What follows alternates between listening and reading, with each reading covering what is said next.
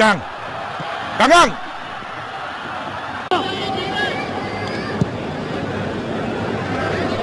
Huỳnh Tấn Sinh. Trong 3 trung vệ của U22 Việt Nam thì Tấn Sinh thi đấu bên phải, Bùi Tiến Dũng ở giữa, bên trái là Đức Chiến. Dứt điểm. Wow! 1-0 cho U22 Việt Nam. Cầu thủ Việt Nam đã phát huy được luồng tấn công vào cánh trái của đội bạn, hoàn toàn không biệt vị. Pha thoát đi rất nhanh nhẹn.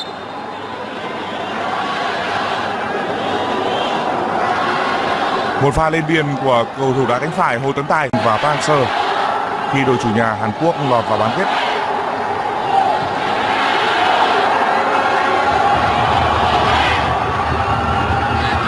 Pha xử lý của Trọng Hùng, sút bóng. Cú đá của Thái Quý, cầu thủ mới vào chơi cho Crystal Palace, Lý Thiết ở Everton và Tôn Kế Hải ở Man City. Pha tấn công rất nguy hiểm đâm thẳng vào vòng cấm của đội Việt Nam. Đó là pha xử lý. Tình huống theo người không tốt.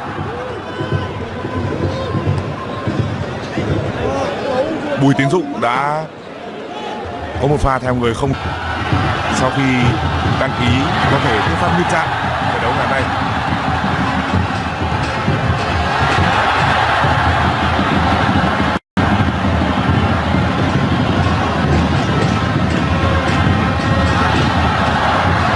Cuối cùng thì đã kịp phá bóng.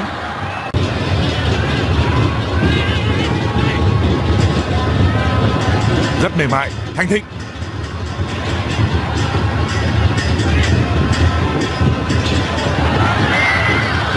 Pha xử lý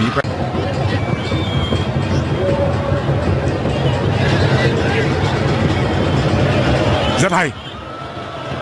Hồ Tấn Tài không thể dứt điểm. Pha treo bóng.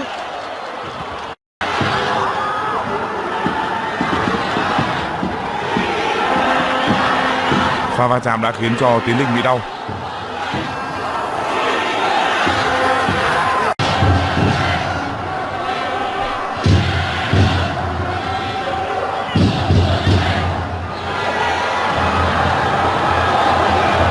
Sút bóng không vào, bóng đi chệch cầu môn. Pha dứt.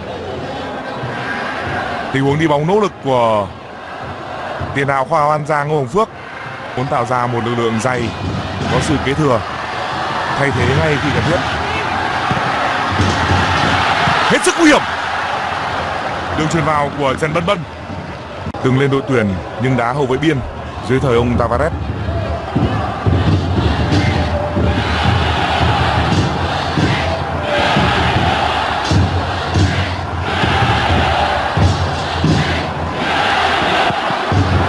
Rất tốt.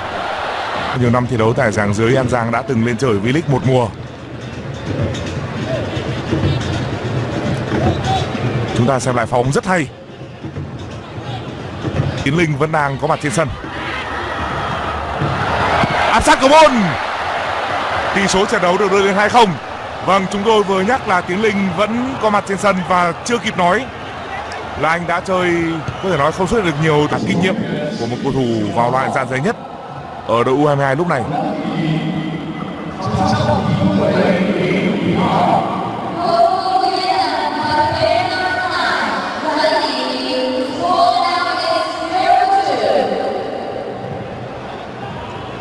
Lại là một pha lên biên của Hồ Tấn Tài. Tiến Linh đã ghi được 2 bàn thắng đều do những pha dâng cao kiến tạo của Hồ Tấn Tài. Hai cầu thủ Bình Dương rất hiểu nhau trên sân tập và rất xúc động.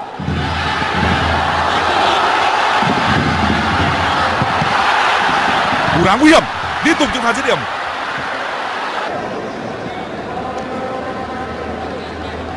Một pha bóng có nét hiếm hoi của cao thủ Trung Quốc. Đây là Trịnh Bân Bân, cầu thủ đá cánh trái của U22 Trung Quốc.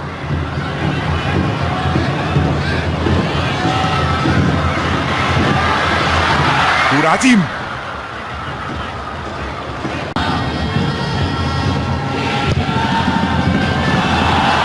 Không vào. Đó là những tình huống mà chúng ta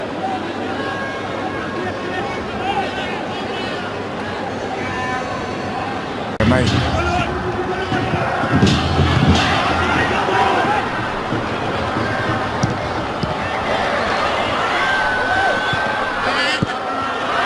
Cú đá không thật sự nguy hiểm.